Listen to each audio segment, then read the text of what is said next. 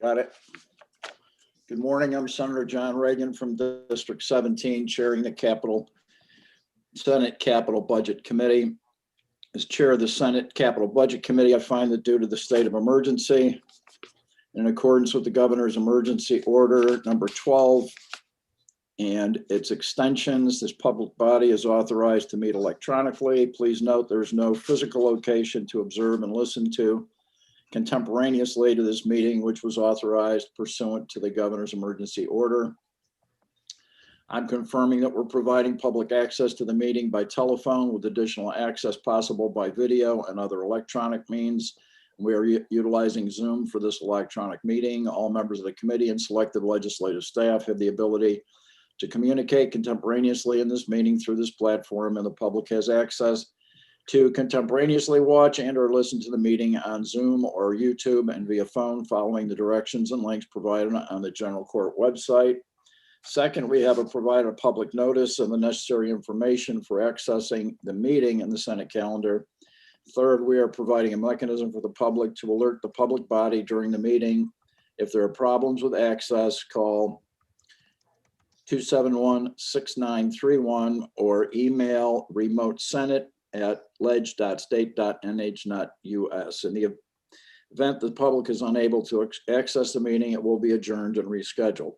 Fifth, please note that all votes will be done by roll call. And sixth, finally, let's start taking a meeting by calling a roll call of attendance. I'm Senator John Reagan in my home office by myself. Senator Bradley. Jeb Bradley in Wolfboro. I am by myself. Senator Daniels.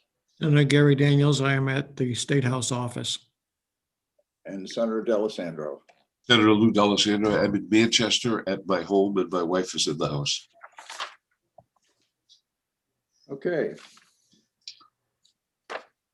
First order of business is to call administrative services.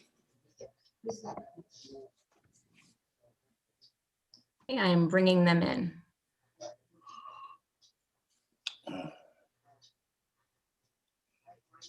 Good morning. Hi, everybody. Commissioner Arlinghouse. How are you?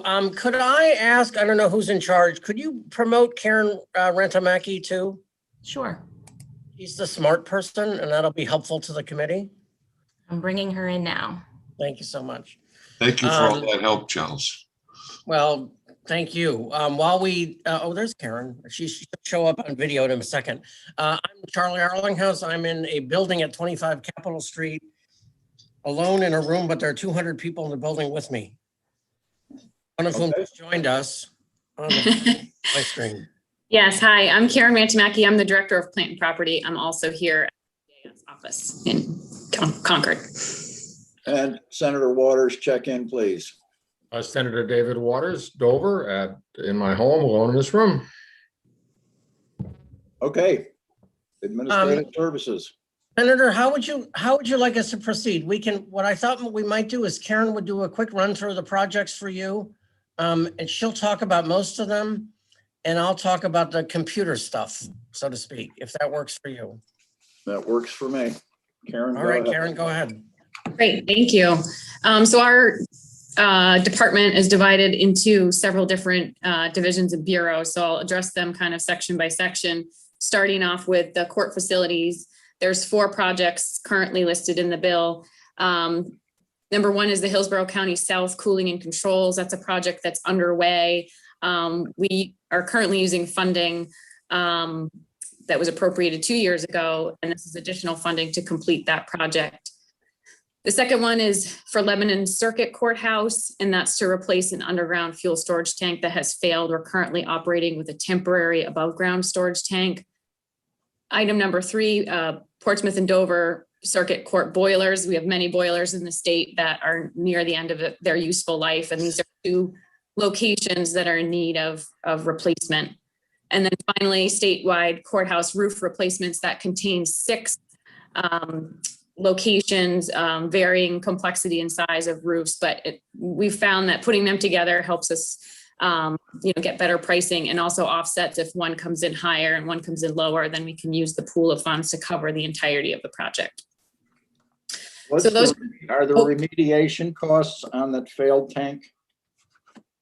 Are there remediation costs on the failed tank? So we'll be working with DES to excavate the tank under their protocols. We would have to test the soil once the tank is removed to find out if there's any issue there. As far as I know, it's a double wall tank and only one of the walls has failed. And so more than likely, we're going to be in good shape. Okay, so we don't know. We don't know. Okay, thank you. Moving on to facilities and asset management. These are the buildings located on the State Hospital Office Park here in Concord that DIS manages. Item number 1 is life safety upgrades. So this is a combination of several projects that include fire sprinkler systems, fire alarms, and various life safety upgrades that we need to do to come up to code with certain buildings. Item number 2 is phase 1 of a rewiring in the main building. So over the last 2 years, we've had a couple minor incidents where it's prompted us to look into the wiring in the building. And luckily, neither of the incidents were related to the wiring, but we do know that we have some outdated wiring there, and it makes a lot of sense to get that redone. So we'll be studying that first and then rewiring the sections that seem to be at highest risk there. Item number 3 is for the Philbrook building. This building is no longer a part of the DAS portfolio. It's moved over to DHHS. However, the sewer line replacement does need to be done. So this project has carried through the phases of the budget so far. And if this project were to be approved, we would just transfer management of the project over to Health and Human Services. For the committee, just for the committee's reference, when Karen says it's transferred over, on the State Hospital South grounds or the State Office Park South grounds, the old hospital, we manage under general services a bunch of buildings, typically the ones that don't have HHS in them. We manage under BFAM, because of the transfer that occurred in 2005. Buildings that have HHS in them, typically, there's a couple of exceptions to that. And the buildings that are patient occupied managed directly by HHS. So what you'll find as we talk through things is that, just for people who are new, HHS manages directly patient occupied buildings or transition housing buildings. And we manage the buildings that are occupied by people who are, I always say, not yet patients. Thank you for that clarification. And that building did become a patient care facility earlier this year or last year. Item number 4 is for the Thayer building roof. So every year we'll have a handful of roofing projects on here just to kind of keep up with that.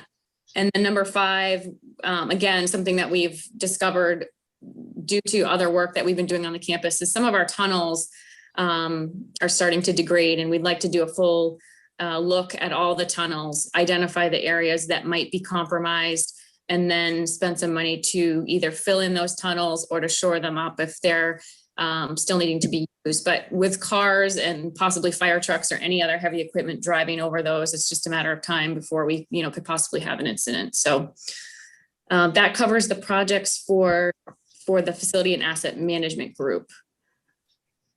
Charlie, the next one is an FDM project. Do you want to hop in? So section C is financial data management. Each capital budget, we typically have a project of some sort to the upgrades of the ERP system. The state ERP system is called New Hampshire First, and it is the informational system that manages all of the state's finances, the budget, accounting, also the HR and payroll side of the business. It's essentially the system that the state has as a business. It's business software. People know that when we upgraded 10 years ago, probably more than 10 years ago now, 12 or 13, we had to upgrade because we never upgraded before. We had to buy a whole new system. We had a system that was bought in the 80s and never upgraded. So there were like 2 guys left who knew how to manage it, and they were retiring. One of them probably. So we had to do a new system. One of the commitments in the last 12 years has been to upgrade. So, we're not using Windows 95 anymore. It is the analogous situation. The next iteration for any kind of an ERP system is the cloud. And that is to say that it is stored on the cloud, not on premises. You do end up saving on server costs. It is a much better disaster recovery system, but in addition to that, it's a significant upgrade. Infor, which is our vendor, calls their system Cloud Suite, and being stored on the cloud instead of on a server in your basement, on the Toby building, if you will, is a shorthand for one of the things that's part of it. But the most important thing is it's probably the most significant upgrade to the state's financial system since the institution of the actual ERP back in 08-09.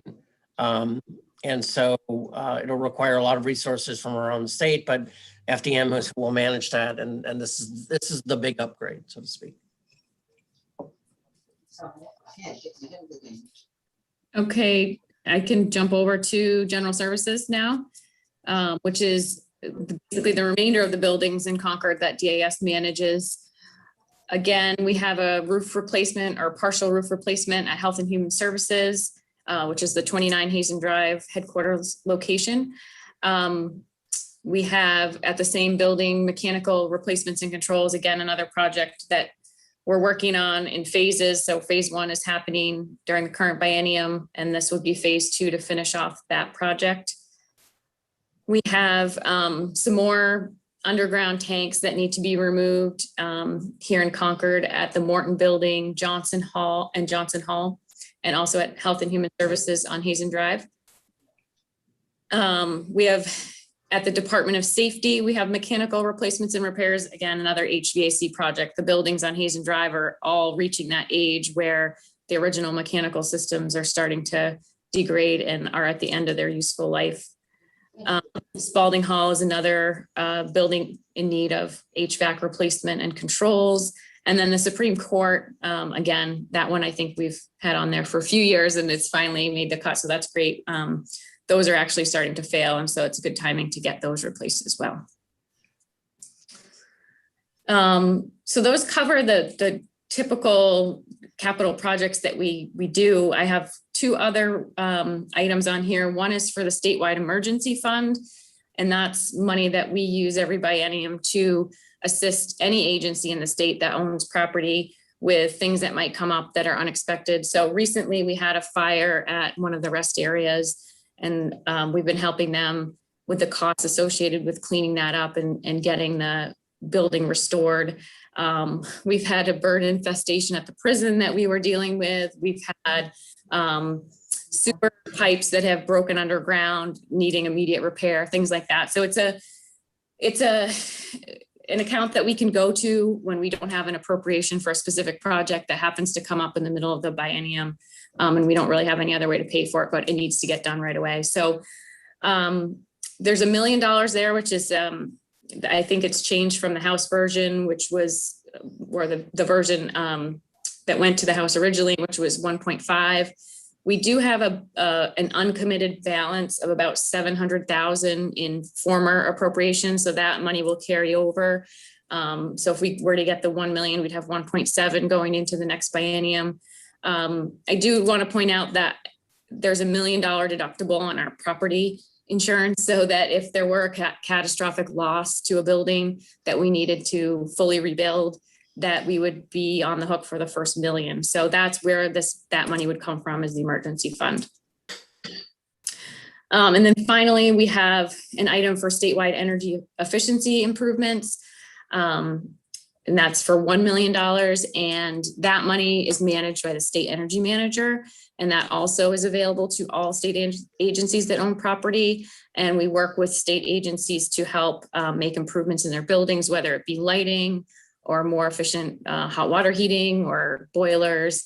And it's assigned based on an analysis that's done on the project to see how quickly it would pay for itself. So if there's an energy savings associated with it and there's a cost, then you can figure out how long it would take to pay back the project based on the energy savings.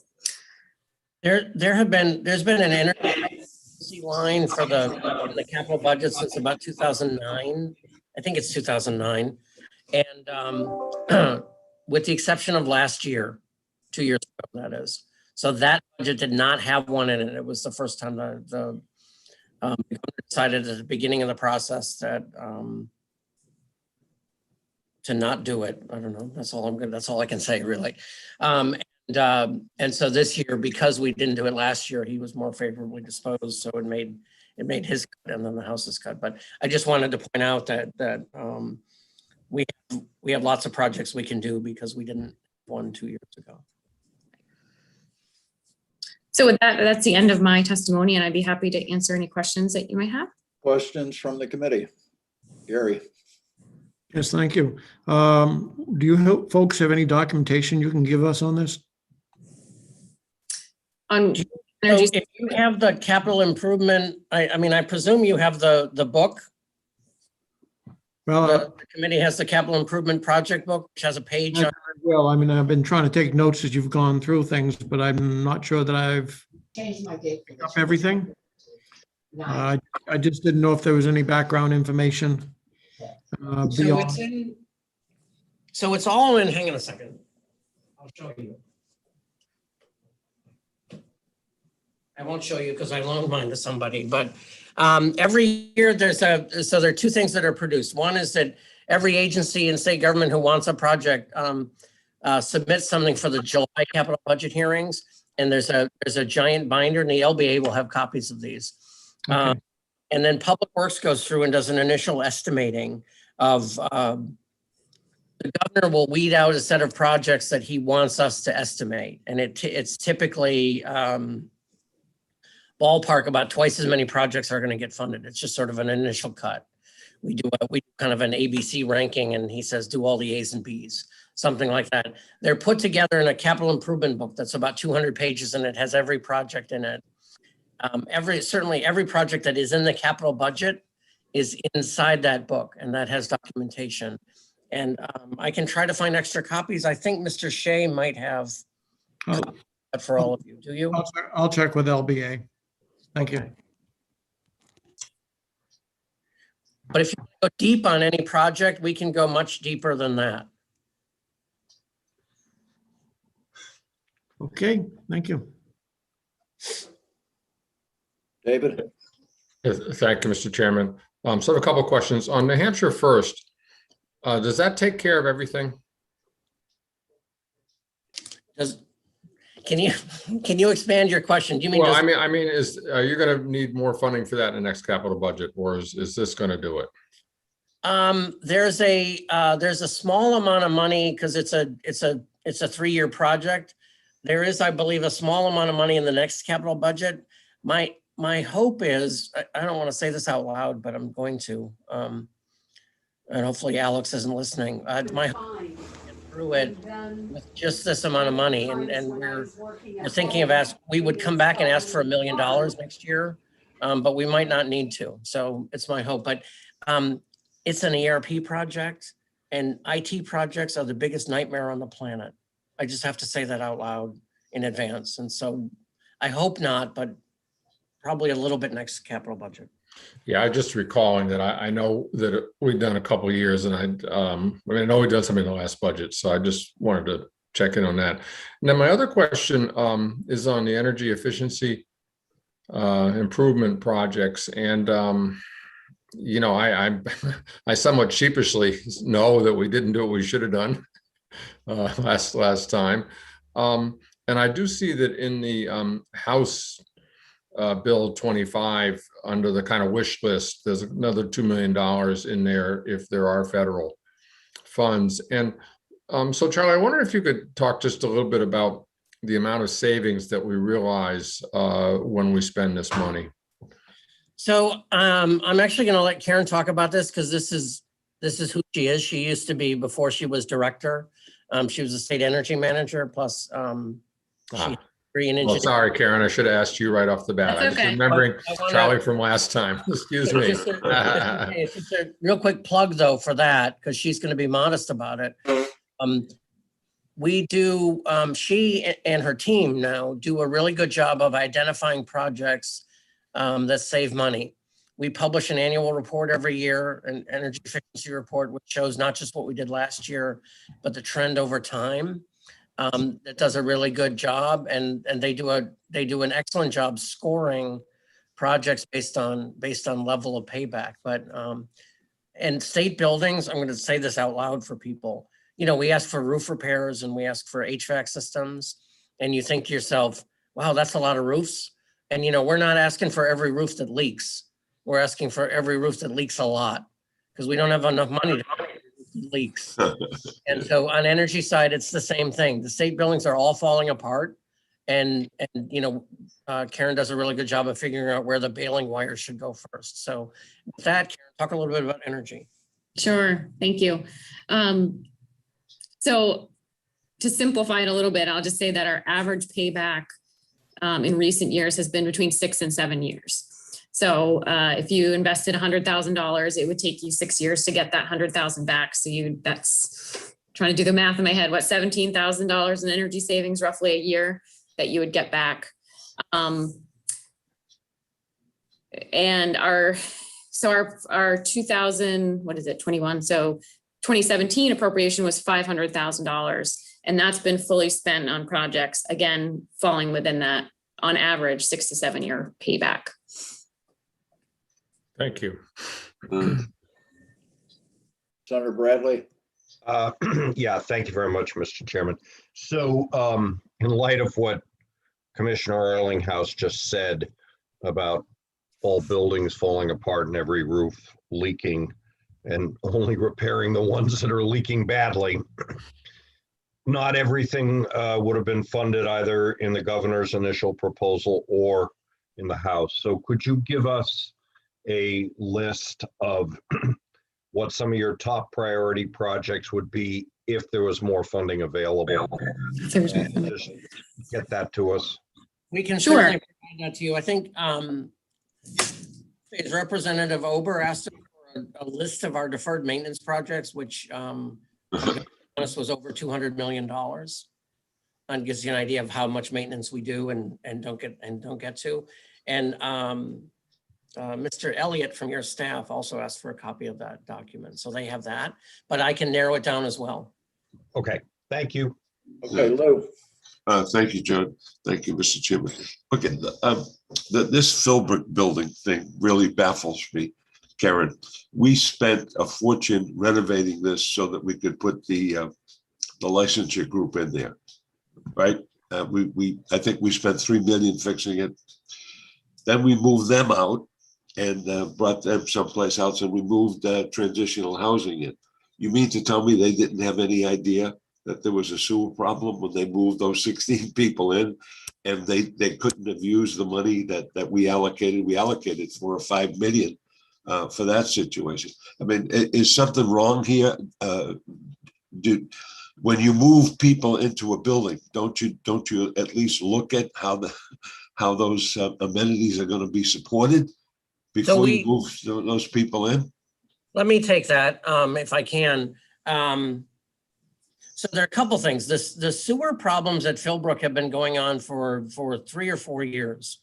I know that, frankly, early in my tenure, and I came here in mid-17, early in my tenure, there were problems that we were looking at, and some of it's related to original design, and some of it we tried to fix without tearing the whole thing up. You know, there've been backups, and we made the decision to put it in the capital budget request. If you think about when those decisions are made, they're made, that would have been made more than a year ago, or maybe about a year ago right now. The decision to move people into Philbrook was a fairly quick one, which frankly we weren't involved in. Right. What happened with that, but it's still in the capital budget, right? Which is why you see it in our capital budget, because we wanted to make sure PLC and GCD and everybody and the American Legion, everybody didn't have the sewer backing up on over and over again. Because when the sewer backs up in a building, the residents tend to be unhappy because it tends to not be perfumed. Yeah, I understand. Charlie. So what happened is they said this building works for, this is what Commissioner Shibben had said to me. Of all the choices we can make, this is the one we can get into the quickest with the least amount of work. wants you to move people out, and they ended up paying for it. So at that point, that's all we do. And we said, you still got to fix the sewer. And they said there's a capital budget project, and we can wait till then, we can keep it repaired.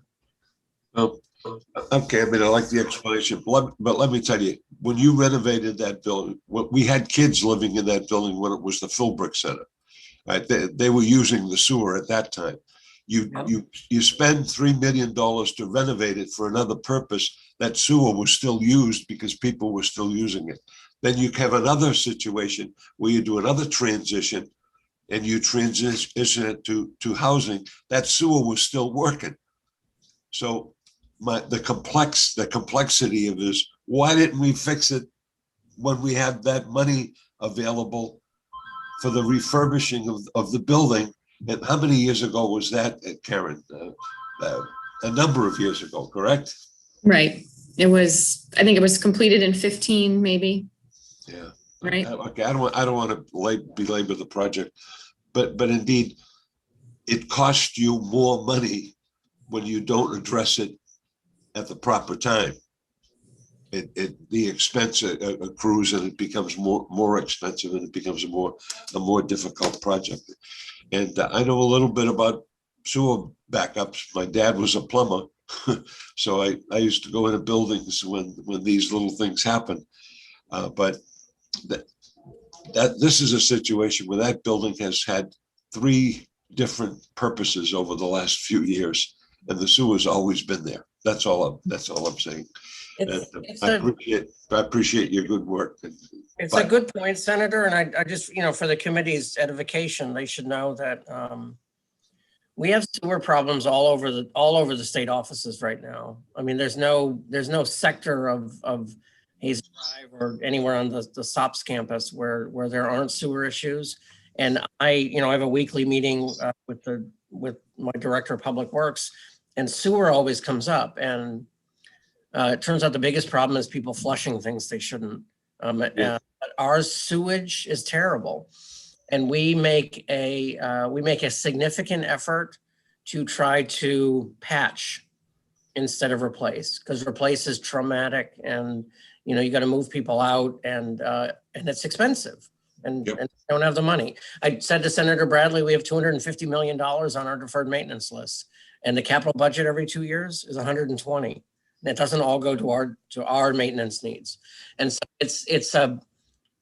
your point is really well taken, and we're doing what we can, and you're going to have sewer projects coming to you every 2 years. I just have to say that. Thank you, Mr. Chairman.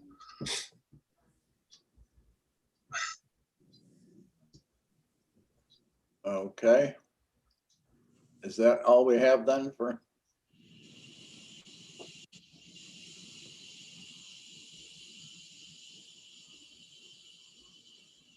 Charlie, you done? I got nothing else. Okay, Karen, Thank you. I'm all set. nice job. Thank you. Thanks for having us. You're always welcome here. Thank you. Okay.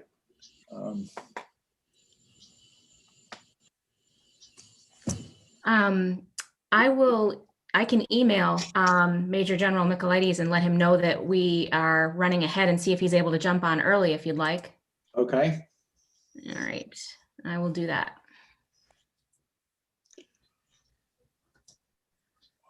Let's be in recess for a few minutes while we do that.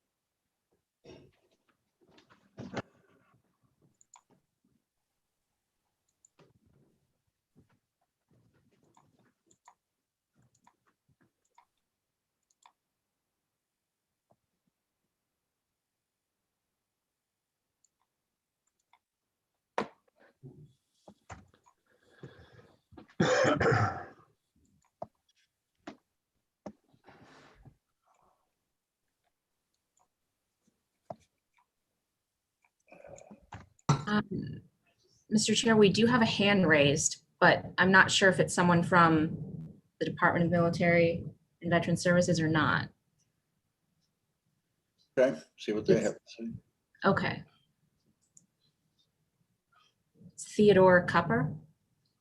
Yeah, that's me. Can you hear me? Yes? Okay. Can you see me? No, but who Oh. do you represent? I'm the administrator for the Division of Public Works. And the division prepared all of the estimates for the capital budget projects. And I just wanted to introduce myself to let you know that I'm a resource to the committee and to the folks that are testifying to the committee. Oftentimes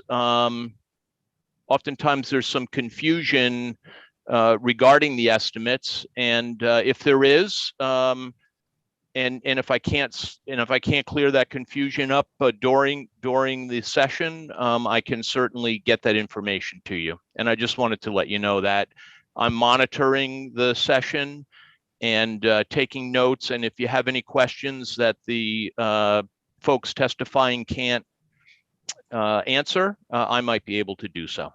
Okay, thank you. You're welcome.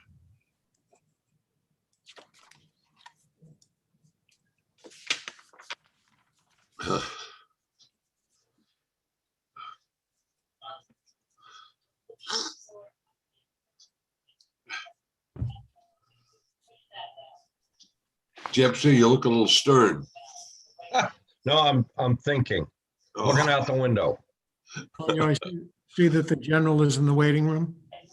Is? Oh, thank you, Senator. I will promote him. Sonia, go ahead and email the next person, and maybe we'll have them on standby. Will do. Better they wait than we wait. All right. General, welcome back. Hey, sir. Hey, thanks for having me. Good morning. How's everyone doing? Good. Morning. Good morning, sir. All right. So, all right, do you want me to just start? Are we all set? Yep, you're right Okay. ahead. So, hey, seriously, thank you. I was fortunate to talk to each and every one of you. I think you hopefully have the memo I wrote. You should have our sort of breakout bottom line up front. We were requesting an additional $900,000 from what the House passed at $600,000. So we're trying to go from 600K to 1.5 million. Why? We're asking for $500,000 for land and $1 million in two different appropriations for just maintenance dollars.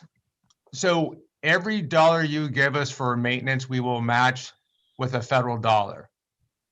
So the $1 million we're asking in two different accounts is to essentially replace 2 roofs and 2 boilers in the next 2 to 4 years. The land money is so we can project and receive additional military construction dollars into the state. We've been very aggressive and very successful in bringing MilCon military construction dollars into the state. When you look at the president's futures years defense plan, we brought in a $12 million armory in 19, $6.5 million armory in 20, a $12 million maintenance shop in 23, and we're going to bring in a $20 million armory in fiscal year 25. So we know we have a track record of bringing in large military construction dollars into the state. The challenge for us is having land to put it on. So as I alluded to a couple of the senators when we spoke individually, we currently have 2 abutters at 2 of our existing parcels that are potentially could come up for sale. And we'd either look at that or look at it just a new parcel altogether. The $1 million we need for maintenance for those 2 roofs and 2 boilers it's this simple. We anticipate in FY25, the next capital budget cycle, our number 1 priority will be a $20 million armory that's already on the future years defense plan. It has a 75-25 federal state cost share. So my number one priority 2 years from now is going to be a $20 million readiness center, which is $15 million federal, $5 million general funds. So I know the demand this department will put on you 2 years from now is, therefore I need like $1 million just to replace our roofs and boilers in the next 2 to 4 years.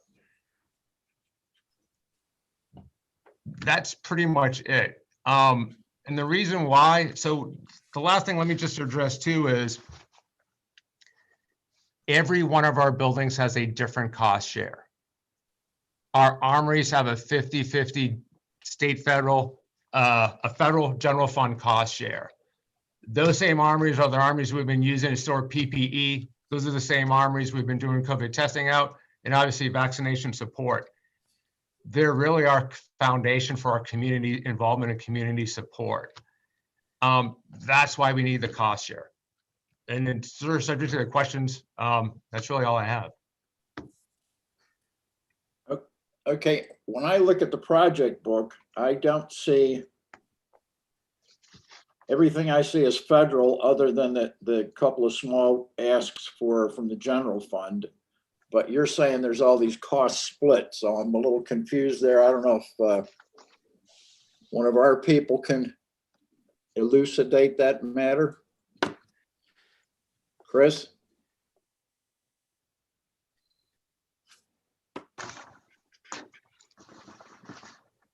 So are you, Senator Reagan, this is Chris. Are you looking at the blue book that was mentioned by Charlie? Yes. So those are only the projects that the governor moved forward with.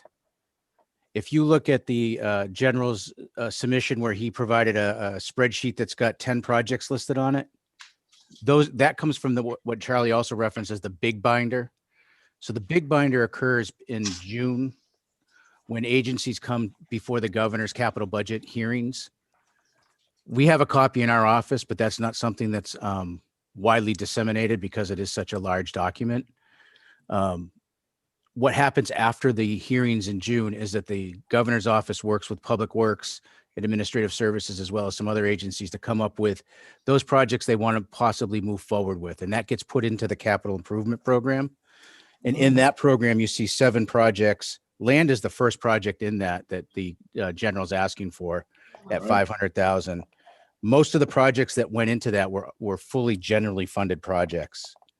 So that's why you're not seeing a big split. The only one that was split was the anti-terrorism project from Merrimack County. But the general came to the House and said that he could get that fully funded with federal dollars. And as a result, the House said they could do that and then give him money for the readiness centers, the $600,000 that he matched with $600,000. So that's the reason that you're not seeing some of the splits that you see is that you don't have all the projects that were originally requested, but the general's providing that to you in his spreadsheet. And in that, he's showing you in red the new ask for as of today. So line 2, that shows the 25-75 split. Has that changed? For the anti-terrorism? Yeah. Yep. So that's the one that the general came into the House phase and said that he'd gotten permission through the federal government to make that 100% federal dollars.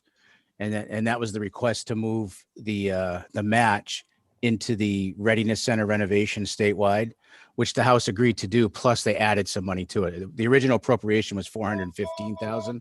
Yep. And then the House added the balance to make it a $600,000 appropriation.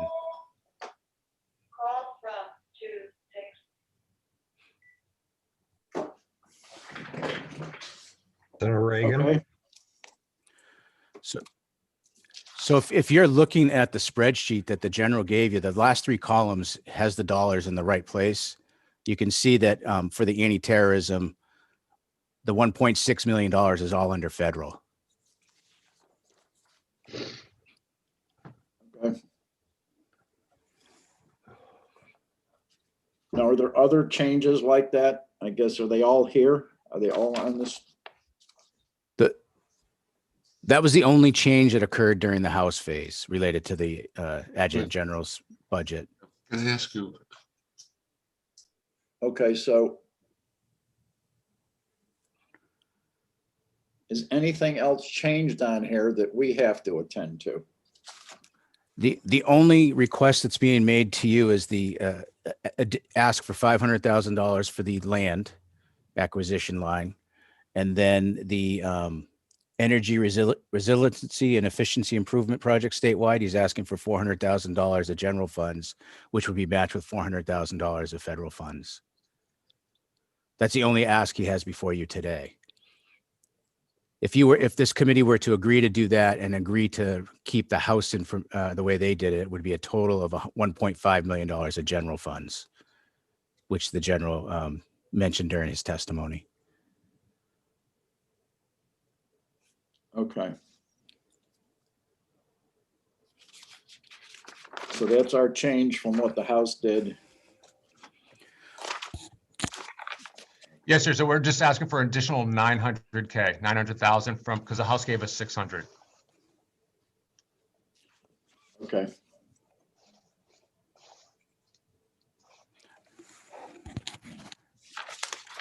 Okay. Questions from the committee? Jeb? Thank you. So 2 questions, General. If for these maintenance items, if we increase the general fund appropriation, will you be able to access additional federal dollars beyond what you've ascertained so far? Yes, that every general fund dollar we will match with a federal dollar. Yes. So if you give us an additional $400,000 for that energy resiliency, which is a simple way of saying boiler replacement, we will match it. Okay. And what about on the land acquisition? We will not match it, but 5 years from now, we'll be bringing you a $20 million, either 75, 25, or 100% federally reimbursed construction project into the state. Okay. And so I know I've heard some discussion from House members about bonding something that is uncertain in terms of the land. But what I think you're telling us is without that first step for you knowing that you've got a source of funding to acquire the land, all the planning process that goes into a Milcon project just gets halted in its tracks. Is that an accurate summation? Yes. So I'll give you an example, and I won't. Army National Guard typically has $400 million in military construction dollars on an annual basis that we compete for. Having land and your environmental due diligence is part of that evaluation. So they give you a report card of 0 to 100 points. Without land and without the environmental documentation completed, you're not successful enough to compete against the other 53 states and territories to bring those dollars into the state. And I think the proof is the fact that if you just look at the current future years defense plan, 19 was 12 million, 20 was 6.5, 23 is 12. That's just under 30 million. We're going to have a $20 million 25 new armory. So we're bringing them $50 million to this state in last year and the next 4 years. And the one thing from this chart, General, was the 500,000 in the governor's original capital budget. No, the governor only provided us $415,000 in item number 2, that anti-terrorism force protection for Merrimack County. And we received an exception to policy from National Guard Bureau to use 100% federal dollars. So that's why we transferred that 415 into statewide renovations, and the House plussed it up to 600. Okay. Thank you. Other questions? David? Thank you, Mr. Chairman. General, thank you, and thanks, as I said on the phone, for all the great work the Guard did on the vaccination response and everything else. So this question might be actually something Senator Bradley or others could chime in on as well. What I'm kind of contemplating here is that I don't see any items for you on the House project priority list for federal dollars. And so what I was wondering was that if we were able to say peel off $500,000 or $900,000 out of one of the things that's already included on the list and get it covered by those federal dollars to cover these new needs. I guess that, I mean, I'm just, I suppose the committee can consider that later on, but that might be a way to go without making it a new capital budget addition, but essentially try to get it funded out of the federal dollars. But I suppose that what that might bring up is whether or not the federal dollars that we're getting into the state can be used in such a way that counts as the state match in the eyes of the federal government. So I don't know, Senator Brown, if we got any more guidance yet from the federal government about how we can use the money, or We don't. that's maybe something we can talk about later, but. Well, I will just say this, the $130 million of revenue loss replacement is very flexible in theory, based on what we've heard. Beyond that, we're going to need to see the guidance. Okay. Well, I'll just mention it then, General, that I wondered if you might look to your list. And I know it's not exactly a shell game I'm talking about, but we do have that project priority list to the House, and we always can add things to that. I suppose if we wanted to, and the House went along with it. But the question for you particularly would be if we start to move some dollars around that way, do we in fact not gain anything because we wouldn't be able to count such dollars as state match? So I'll follow up with the House to see, it's my understanding, I don't think we've submitted anything as a project priority list to the House. And I guess I can follow up should I follow up with Representative Graham? Well, that's up to the chair. My own suggestion would be, let's just, we got a little ways to go before we cross that bridge, but that's up to the chair to determine.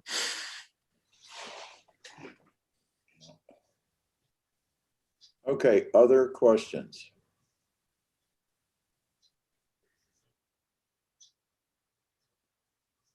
All right, well, keep in mind, David, your query of the general about shifting. Okay, General, thank you. All right, thanks, sir. Appreciate your time. And appreciate your time, and we know where to find you. Yep.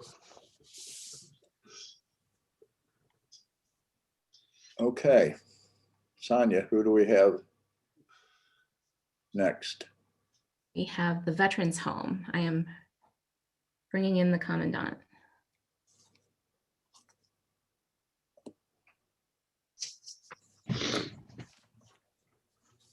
Good morning. Good morning. Good morning, sir. My computer kind of went, guess when you joined me to it, Sonia, it kind of went away and then it flipped back. So Does that. yeah. So again, good morning. Thank you for allowing me to make this presentation before you today, Chair Reagan and committee members. There are two new needs at the New Hampshire Veterans Home. As you can see, we would like to go forward with a master plan update. This, of course, will be critical to our planning, energy efficient measures, health and safety measures, as they're, as you know, related to special requirements from COVID-19. We'll be able to look at the whole facility and make sure that we are able to provide long-term care to our veterans in the safest way possible, related to the different maybe physical changes that we'll need to make. But again, we think that a master plan will help us get there. The last master plan that was done at the home was 2010 and 2011. So it's really time to relook at what we have here and what the needs of our current genre of veterans is. The second capital need that we have is a parking lot repairs and improvements. This will help with provide safer conditions for our staff members to come and go out of the building, especially during snow removal, where one very large area where our staff park is, it's a dirt parking lot. And it really is a challenge for my staff to get in and out from that area. I also had provided the capital project updates, but I didn't know, sir, if you wanted me to continue forward or if there was any questions on those two items. Questions from the committee? No, we're good there. Any questions on the ones that we've asked to keep? And I did just provide, I don't want to go line for line down. I think they're self-explanatory. Heat pumps, of course, is air conditioning and heat, especially for the life enhancement dementia unit. They are totally their useful life has completed and they need to be replaced, as well as building firewall repairs. And then the last item is the third floor addition. And of course, we would like to make sure that we're going through the master plan and see that that is truly what is best for the New Hampshire Veterans Home and caring for our veterans going forward. Okay, Margaret, I see the two, the repave and the master plan. I don't see the other. The other ones are prior, so they're at the very last page of the capital project. So those are the appropriations I'm asking to keep and that you don't lapse them. So I just like to give an update on that just for knowledge purposes. Okay, who can enlighten me on what that means?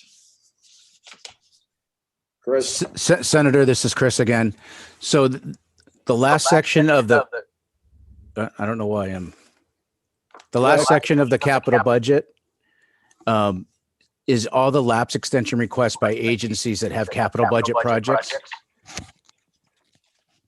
And so what the Commandant is discussing is in that section, she has several projects that she's asked to have the appropriation extended because they haven't completed that project. Okay. So you've had like DOIT.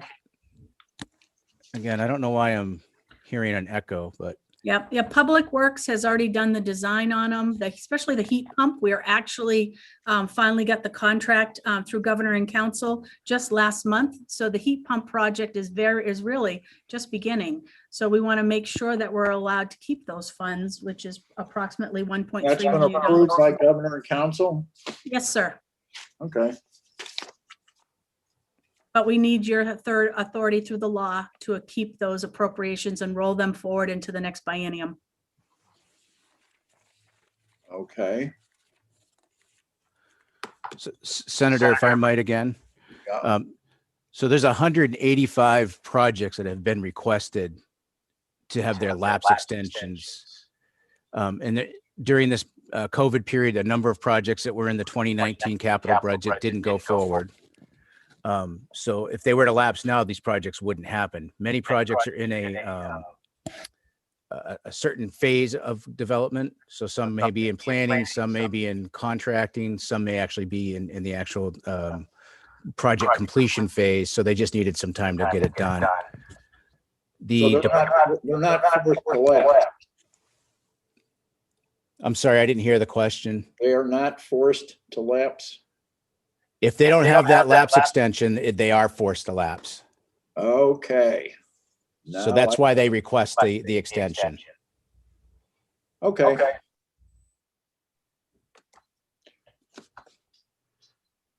Hey, Chris, isn't this a normal thing that happens in every capital budget?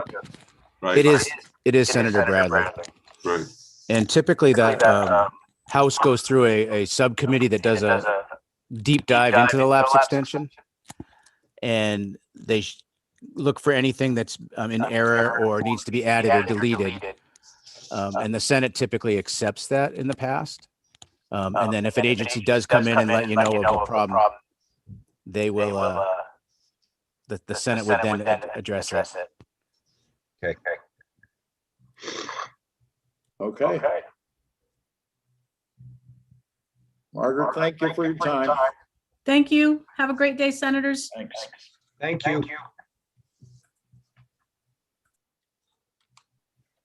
Sonia? Okay, Commissioner Jasper is not on yet, but I have been emailing with him and he knows that we are ahead of schedule and said he would join early. So let me just email him back and tell him we would like him to join right now. And I guess the same for judicial and education. I did actually already email everybody else and let them know that we're running ahead of schedule, so. Okay. It's just a quickie, Mr. Chairman, on the last thing. We're bonding an $80,000 appropriation for planning.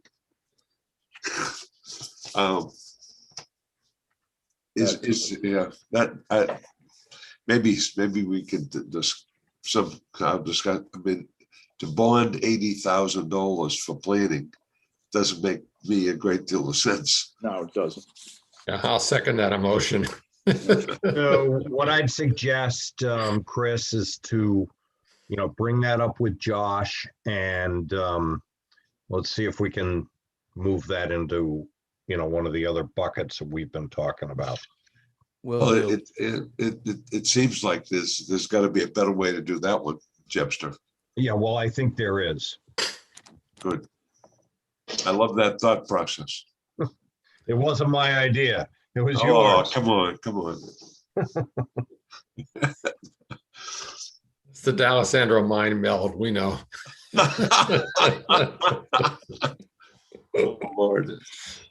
Well, and while we're waiting, the 500,000 for the land, remember the big deal that's going to happen with with that particular area is the replacement of the Armory in Manchester.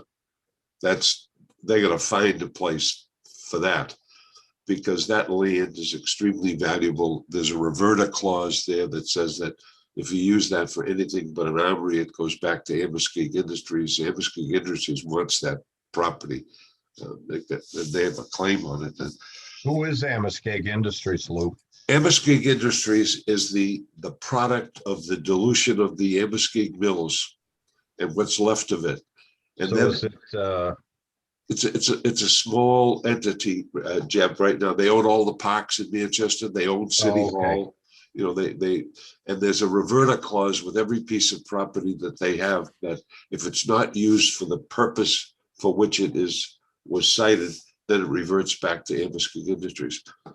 But there's approximately 14 acres in Manchester on that corner that's very valuable. well, it would seem to me that given, the overall good work that the Guard does and, how this, exactly what the general said. I mean, I remember from, being on the House Armed Services Committee when I was in Washington and how these projects get ranked.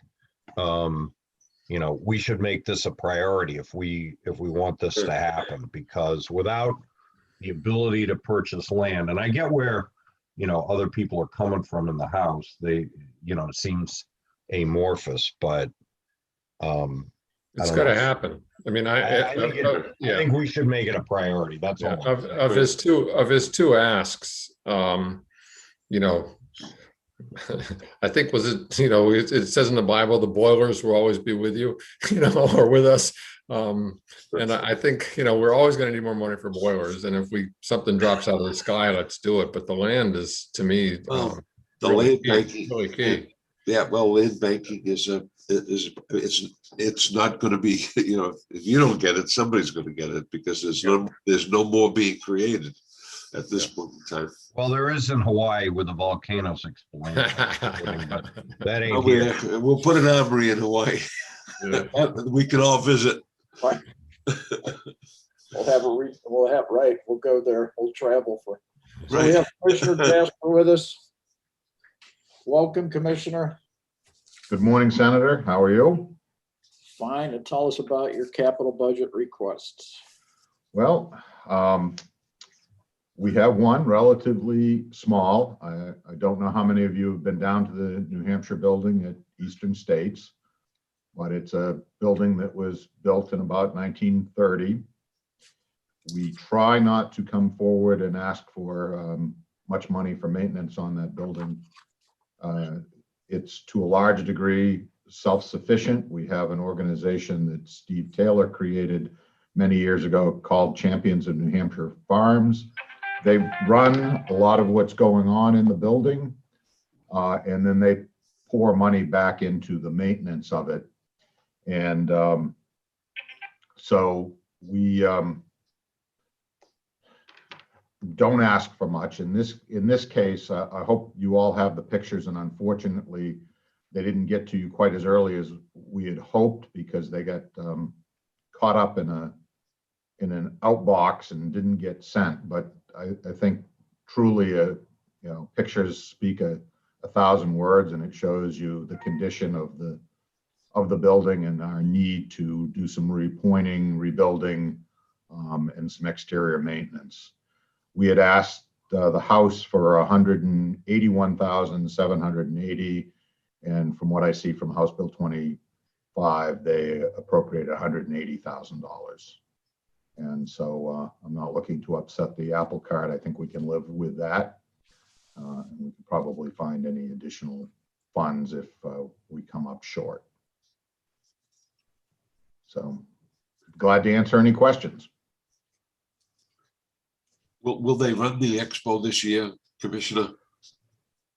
They are planning to. Eastern States very much wants to, excuse me, I thought I just turned that down. Eastern States very much wants to run the fair this year. They are planning on it. They have been having events. The town of Springfield at this point has been somewhat difficult to work with. Currently, they are, oh my God, I don't know. Sorry about that. I thought I keep trying to turn my phone off, and whoever's calling me. Jasper, what'd you do? Get yourself a new iPhone instead of a flip phone? Oh, Senator, I have a department iPhone. But I have this old. Bradley probably funded that one. Yeah, actually, it was Lorraine Merrill, so it's old too. This flip phone is the only phone I can't destroy when I'm working around the properties at home. I tend to destroy phones. This one's like just about military grade, and so I've had it for 15 years. I can't kill it, but at any rate, so right now the town of Springfield is giving us a capacity to our building that's at about 80. We won't open the building if they don't give us something closer to our full capacity, because our vendors just wouldn't show up for that kind of capacity. Some of them do nearly 100% of their, they do up to 2/3 of their entire year's building business in that 17 days. So it's important to them, but obviously not something that would work for them if we were not at full capacity. So David? That's our hope, and obviously things are getting better. So we think we'll be there by September. Great. Yeah, thank you, Mr. Chairman. Thanks, Commissioner. Good to see you. This has got to be done. If people have looked at the photos, I just don't think we can put up our heads in pride the way that building looks right now. Yeah, And really, the whole point is to be a showcase for New Hampshire. And the fact of the matter is, New Hampshire agriculture is on the upswing, and it has been for a few years. And we've got a lot to be proud of. So my kind of question is, when we do the work? Well, we would like to do it as soon as possible, but obviously depending on where this budget goes and what we're able to do, it might not get done until after the fair this year, but we would very much like to do it as soon as possible. But government tends to work very slowly, and it's not always as easy to move on projects like this. That's why when New Hampshire Champions of New Hampshire Farms are able to do the work, we get things done much more quickly. But this, in all likelihood, this won't be done until next year. Thank you. Okay, any other questions for the commissioner? Just one, Mr. Chairman. Go ahead, Joe. My normal question. Were there any other capital budget requests that didn't make the cut if there was more money available? And if so, could you get them to us? No, we didn't have any other requests. We think this is. I'm not going to ask you to manufacture any then. No, and Senator, hopefully you know me well enough to know I wouldn't do that. I do. Great job, Sean. Thank you. Thank you. I apologize for my phone ringing during this. That's okay. That's the least. We of got our a good problems. laugh at least. Right. Yeah. Thank Take you. care. Commissioner. Good luck. Thank you. All right. Bye. Okay, do we have the judicial branch ready? We do. I will bring them in.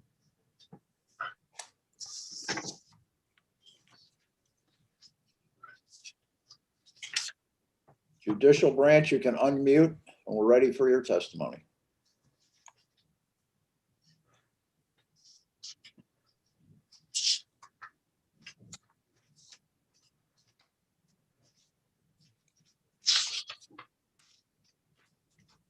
Judicial branch, whenever you're ready, unmute.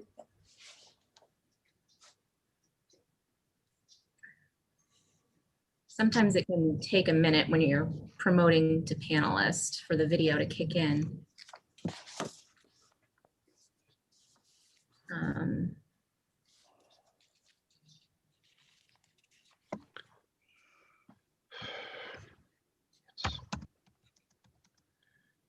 Doesn't usually take this long. Donna, if you can hear me, if you're having an issue, shoot me an email.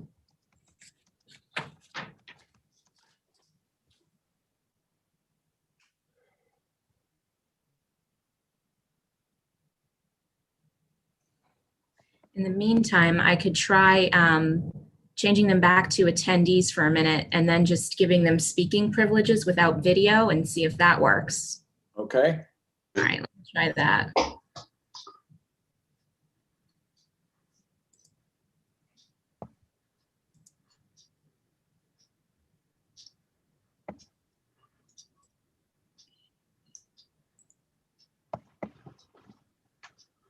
I might just take a second. You appear to be unmuted. Donna, are you there?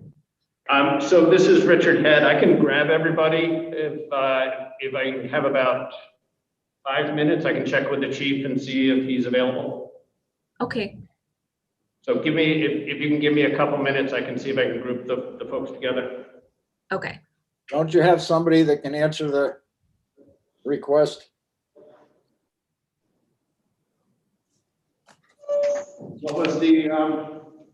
What was the question?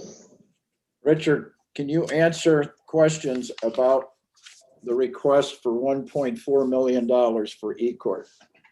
So Jackie is here and I can grab the chief and they can answer the questions. Okay, So just give me 1 minute. You can grab a seat.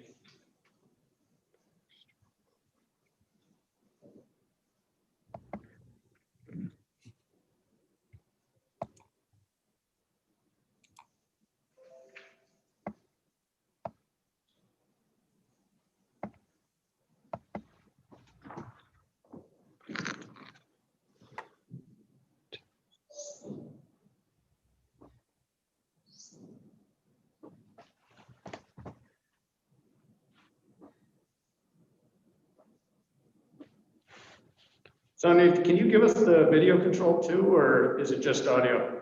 I can. I'm going to have to bump you back for a minute and bring you back in. So there might be a little bit of a delay, but I will do that.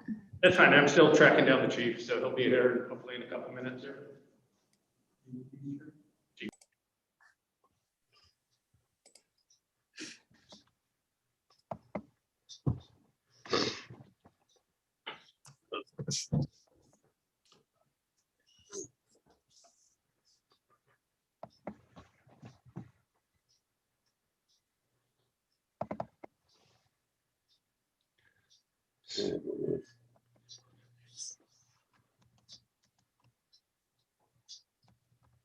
It does not like my video camera.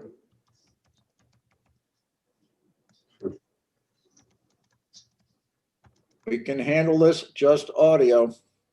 Yep. You don't want to see us? I already know what you look like.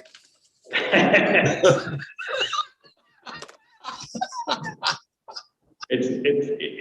that was, I took that as a compliment. That was a compliment. Yes, it was. Oh, I love Debbie. Yeah, you're just gonna get us on audio today. Tim's tracking down the chief, so give me 1 minute.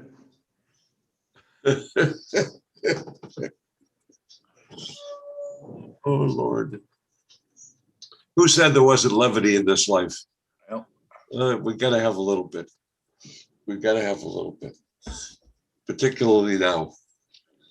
Particularly now.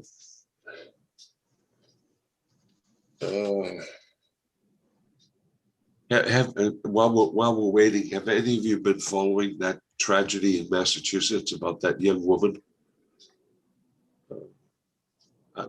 Now, David. Yeah, I've read it. I've been reading Oh about my it. God. And evidently she was beaten. Stay tuned. Yeah, right. Wow. Oh, God. I haven't been following. I don't know. Yeah, but it's a terrible, terrible situation. High school girl. And they found her hanging. Senator Reagan? Right. So Senator, the chief is here and Jackie Waters is here. We lost Senator Reagan, though. I'm not taking responsibility on that one. Oh, Kathy, can you see if Senator Reagan is having trouble?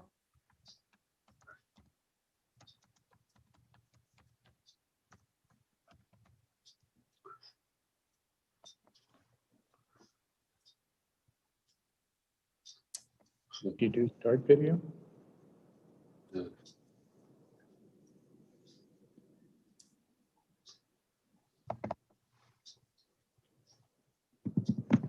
Oh, he's, okay, I got him.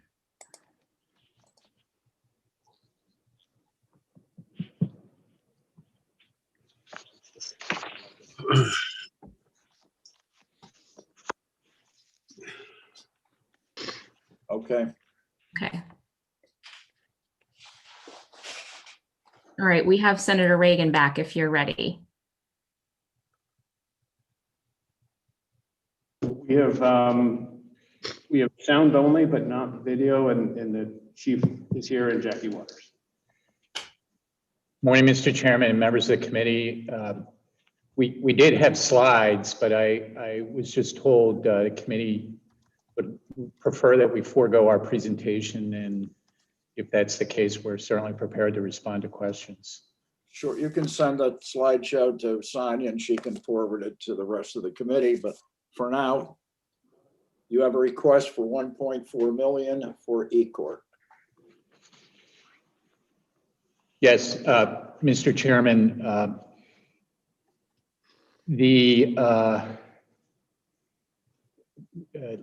let me just say first, thank you to you and members of the committee for consideration of our capital budget request. The capital request is overwhelmingly focused on our continued investment in eCourt. eCourt broadly is to take our core processes and convert them to electronic format. As the members of the Senate Finance Committee may remember from my presentation several weeks ago, in the week since I have been doing this job as Chief Justice, I've been undergoing a review of all judicial branch operations, including in the context of our budget requests, both on the operating side and the capital budget side. So I want to report in the first instance that with respect to our capital budget request, we're actually reducing that request by $250,000. And so as it came over to the committee, to the Senate from the House, it was at $1.4 million. Our request to the committee has been reduced to $1,150,000. And that's based on our assessment that that investments that we had anticipated being able to make, particularly with respect to the circuit court, are not going to be achievable in the coming biennium. And so in the interest of responsibility and transparency, I wanted to reduce our request by $250,000. The one item that is not E-Court, which is now included in our request of $1,150,000, relates to a project that I know Senator Bradley and Senator D'Alessandro are familiar with, and that is the digitization of historic court records.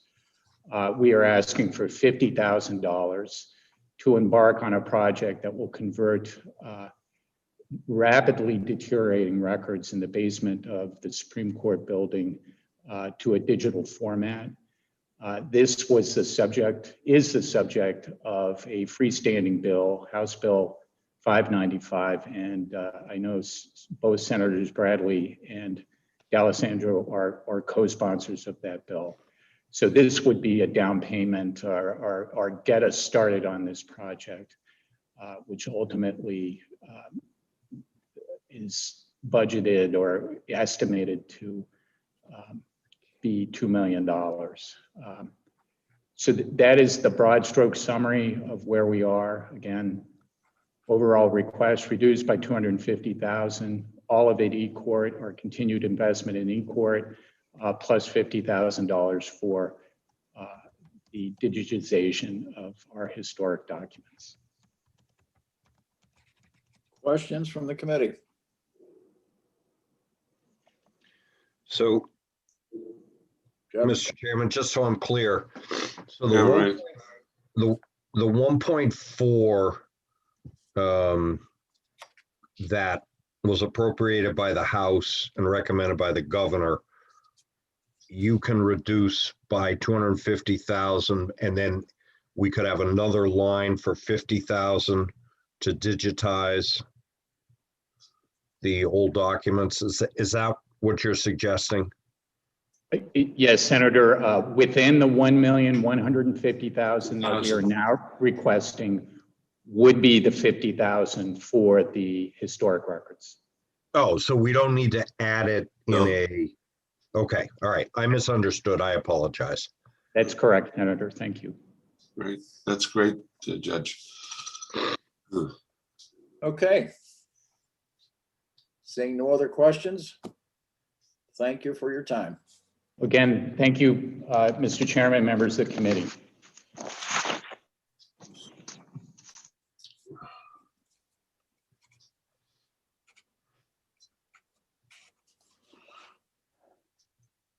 Okay, do we have education?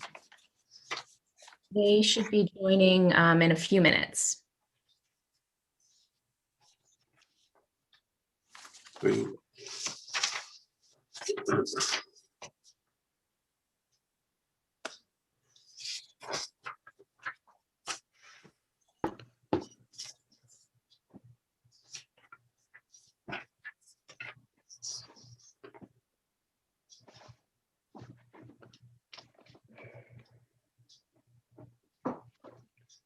Oh, I think the judicial branch might have something they want to add. They've got their hand up.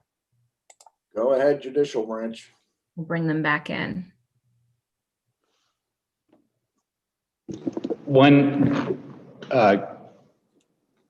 Forgive me, I did want to just put in a plug for one additional item. This is not included in our capital budget. Courthouse projects are come through the DAS budget. But I know that there is interest among the Senate, among your colleagues in the Senate, particularly Senator Gray, with respect to a critical need in the city of Rochester. The Rochester District Court is located in the old post office, and for a variety of reasons, it is inadequate to serve its function. And there is, would require about $1.1 million to get us going on an engineering and architecture analysis for that new courthouse. I just wanted to put in a plug from the judicial branch's perspective that this is a very high priority for us, and to the extent that additional capital funds are available, and I know Senator Gray is working hard on this project, it's certainly something that we would strongly support. Okay. Thank you. David? Can I ask a question on that? And thanks so much for bringing that up, because I had been thinking about it. I just slipped my mind. So the 1.1 million would get it going. Do you have any idea about the overall price tag of that project potentially? Yes, Senator Waters. The estimated, so on top of the 1.1, the estimated construction costs are about $12 million. And if you wouldn't mind rolling out a timeline. May I respond in detail to the committee on that? I don't have it. Yeah, Sure. I'd be curious, because we start something, it means we're going to finish it at some point. True. Again, thank you. Thank you. Thank you.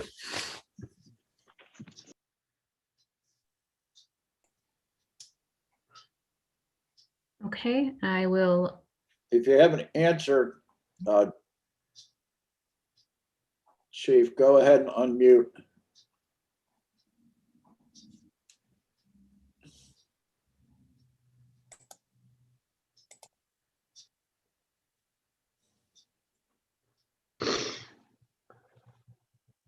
No. Chief Justice, if you can unmute and answer that projected construction time for us. I thought he was going to get it to Yeah. David Waters, that he didn't Yeah, have he it. said he'd you know. get back to us. He's with going to it. get back to us, so that would. I think it'd be helpful, because if, I mean, I'm always thinking about the wish list, but, if we get started on it, it means we're going to finish it. And it's an important project. Sure, you want a timeline, for sure. Yeah, that's all. I apologize, members of the committee. I just don't have the timeline right at my fingertips. Yeah, I will get it this afternoon. Thank you. Thank you, thank you. Okay, thank you. Thank you, Mr. Chairman.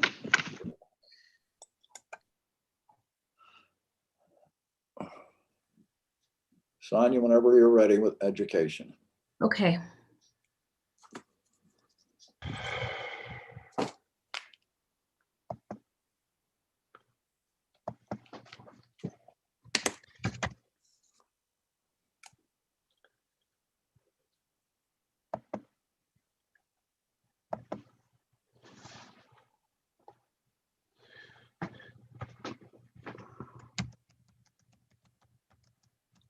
Good morning, Tammy. Good morning, Senators. My name is Tammy Valancourt. I'm the Chief Financial Officer for the Department of Education. Commissioner Edelblut sends his regrets. He was unable to be here this morning. He's picking up his son in college. Before I start, could I ask that Eric Farworth be added to this meeting? Sure. Thank you. Eric is our administrator for the Bureau of Career Development, and he'll help answer any questions you have on our presentation.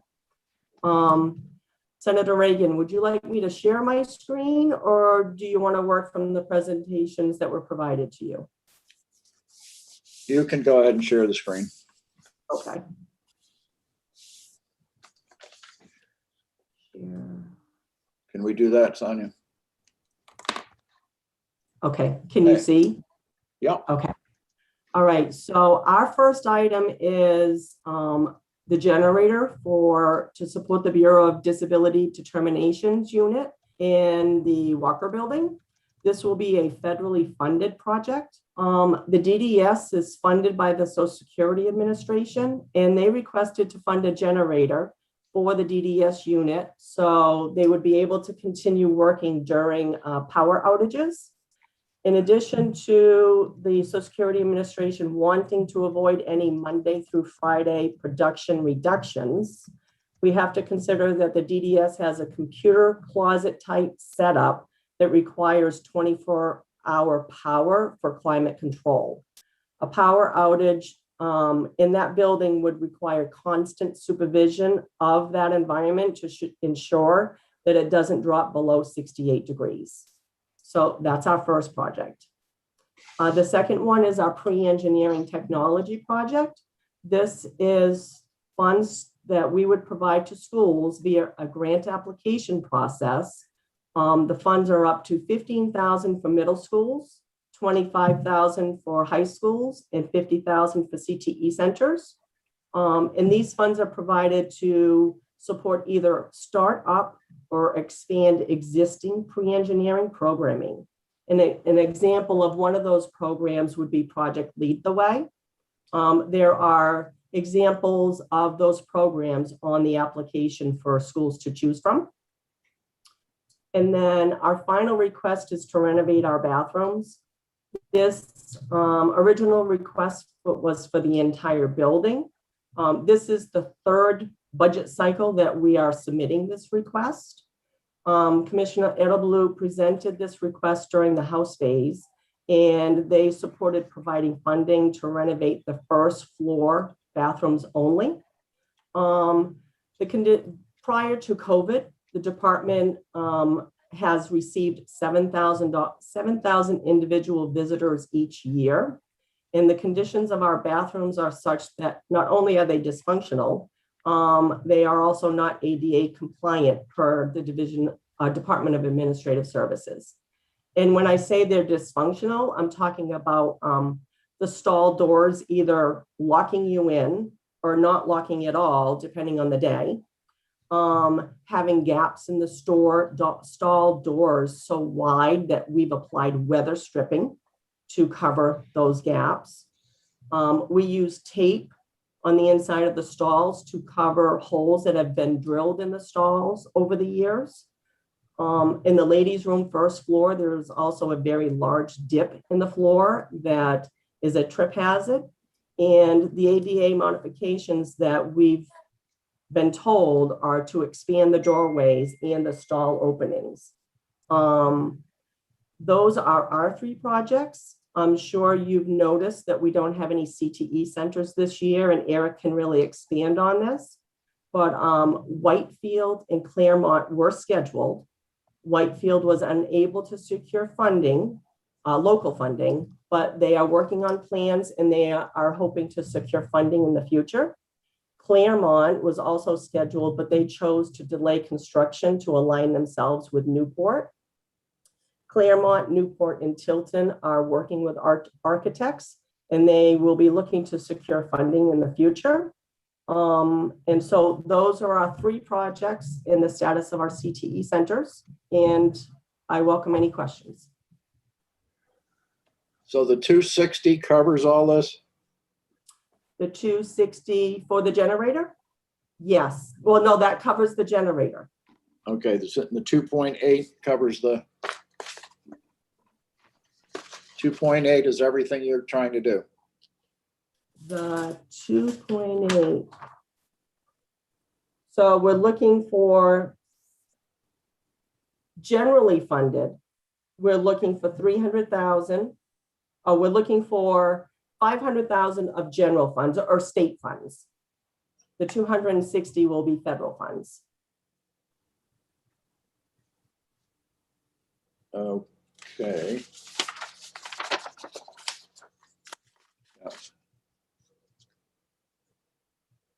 Let's see let's see the other pages on here.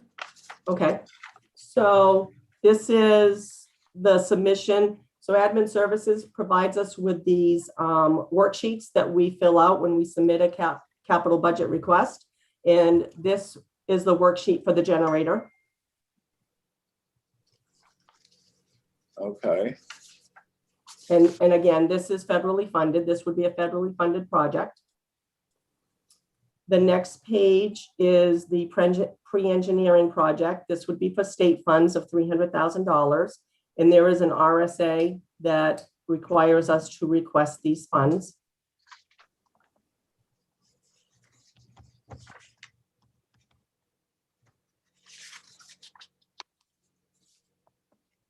Okay. And then the final project is on the bathrooms. This dollar amount was given to us by the Department of Administrative Services. It was essentially $600,000 to renovate the 3 floors of bathrooms that we have. We have both a men's and a ladies' bathroom on each floor. And the House chose to provide us funding for the first floor only.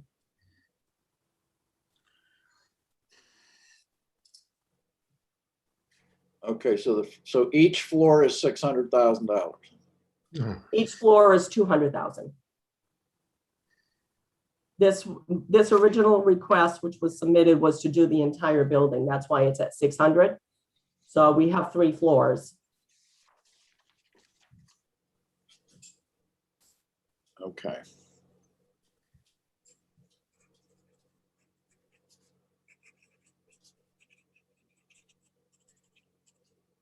Questions from the committee? Gary? Yeah, thank you, Mr. Chairman. Can you go a little bit into detail on the pre-engineering? Yeah. Is this replacing equipment that's already in CTEs? Is it expanding the program to other schools? Is it expanding CTEs? Or if you could just Eric, can you respond to Senator Daniels? Sure. Good morning, Senators. Flip this is that a- screen so that we can see it. Could you go back to this screen? Oh, so that I'm sorry. We can see Certainly. that request. Yep, there you are. Thank you, You're welcome. thank you. So this is a grant program that's available. So this money is money that's set aside, and then there is a grant application process where middle schools, high schools, or CTE centers can apply for up to specific allocations. For middle schools, it's up to 15,000. For high schools, it's up to 25, and for CTE centers, it's up to 50,000. And it is for aligning the pre-engineering curriculum that a school is interested in offering with a recognized program. Project Lead the Way is one example. Nashua School District, for example, has developed a middle school pre-engineering curriculum that the school district has approved for all of their schools. So if a middle school in Nashua is interested in adding pre-engineering, they apply for this grant, and those funds will allow them to purchase either the equipment or training for their teachers. For a high school or a CTE center, it would be similar if they would like to either add a national curriculum such as Project Lead the Way or expand their program. That's what this funding is for. follow up? Go ahead. Can these programs at the elementary and middle school only be added at schools that have CTEs? No, this is separate than CTE programming. It was included in RSA 188, which is the CTE legislation, but these funds would be for any school in any district that could apply for these funds. Okay, and just one final question. Sure. Since these seem to be sort of like feeder courses for pre-engineering, then if you had a school that decided to implement these at the elementary or the middle school grade, then if somebody wanted to continue with the pre-engineering, they would end up having to go to one of the CTE schools to take that course. Is that correct? Potentially. However, a high school could, we have comprehensive high schools in the state that are not CTE centers that are running the 4-year Project Lead the Way program. And that programming is a fully flushed out pre-engineering program that would lead to dual enrollment and right on to college for the students. So they wouldn't necessarily need to then pursue programming at a CTE center. It's an alternative. All right, thank you. David? Yes, thank you, Mr. Chairman. And Eric, good to see you. You too.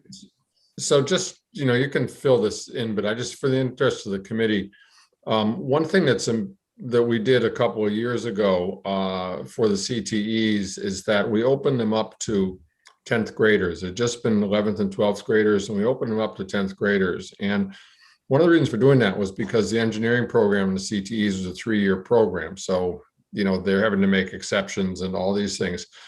But once we did that for the sophomores being able to enter, it was very clear we had to reach back into earlier grades and encourage that development of curriculum. So is that fair enough to put it that way, Eric? I think that's a great way to describe it. And the reach down to the middle schools is very important especially for the STEM programming, to make sure the students have those preliminary skill sets in order to enter right into the 10th grade pre-engineering program at the CTE centers. And the House restoring the money for the dual and concurrent enrollment programs means that, if we do this at the middle and high school levels for the pre-engineering, these students are going to be really in good shape, right?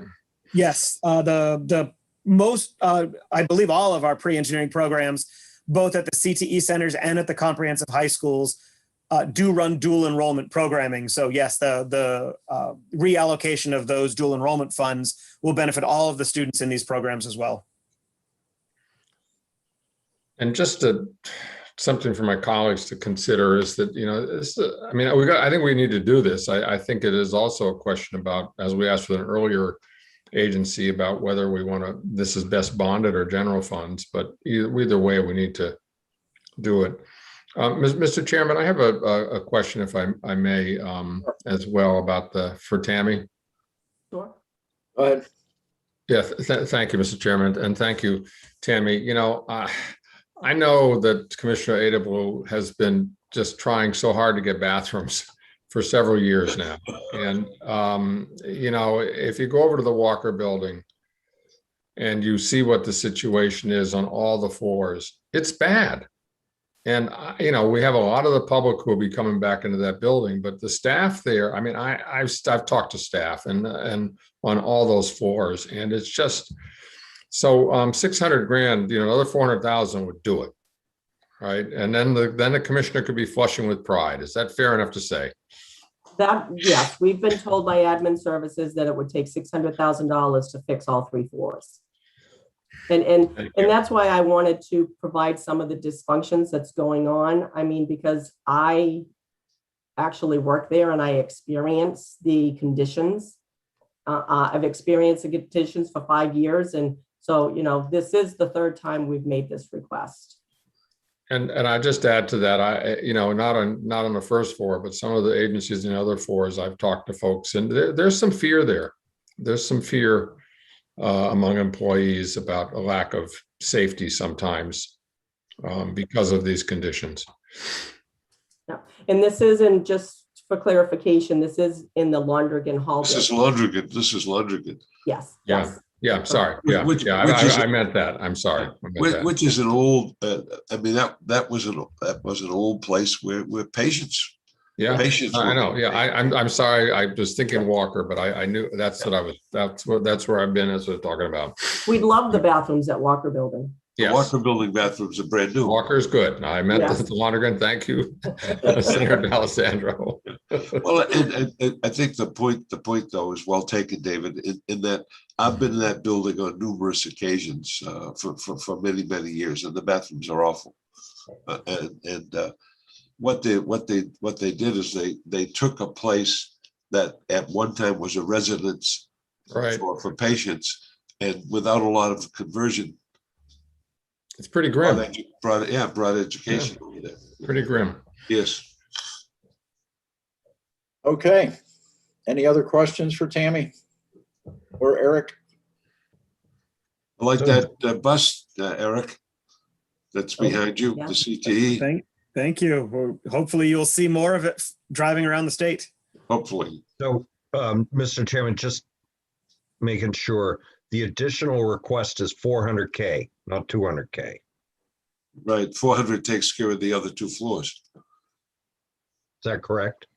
Well, we requested originally the $600,000, and the House supported $200,000 for the first floor only. So if you wanted to Okay. do the entire 400K building, you more. would need Okay. 600. With 400,000 more, right? Correct. Okay. Seeing no other questions, is everyone all right with the remote on Tuesday? I am. Mr. Chairman, what time are you contemplating starting? Well, it's been noticed at 9 o'clock. Okay. I may be a little bit late getting there because we have commerce exec, but that's fine. We'll struggle. Yeah, well, you're good at struggling. Thank you. You're a struggler. Struggler. Oh, Bradley, you're on it today, boy. You And, are on it today. Mr. Chairman, I'm going to be a little late. I have a bill to introduce in the House and it might take a little bit of time at You 9 have a bill, o'clock. So sir? I'll come in when I can. Okay. Okay. All right. And so I have one, but it's at 10, right? Do I have a bill on Tuesday? Yep, you're right. It's at 10. Okay. It is at, no, What time is it? it is at 9 o'clock. Okay, so John, Everybody has a bill except at 9, except for Senator Reagan, you'll be there. Senator Daniels, you'll be there, right? Right. All right. And the first up is Fish and Game, and that's the hatchery, so. Okay. okay. Thank you, everybody. Thank you, Mr. Chairman. Thank you, everybody. That we're adjourned at 10:15. Good job. It's the American dream.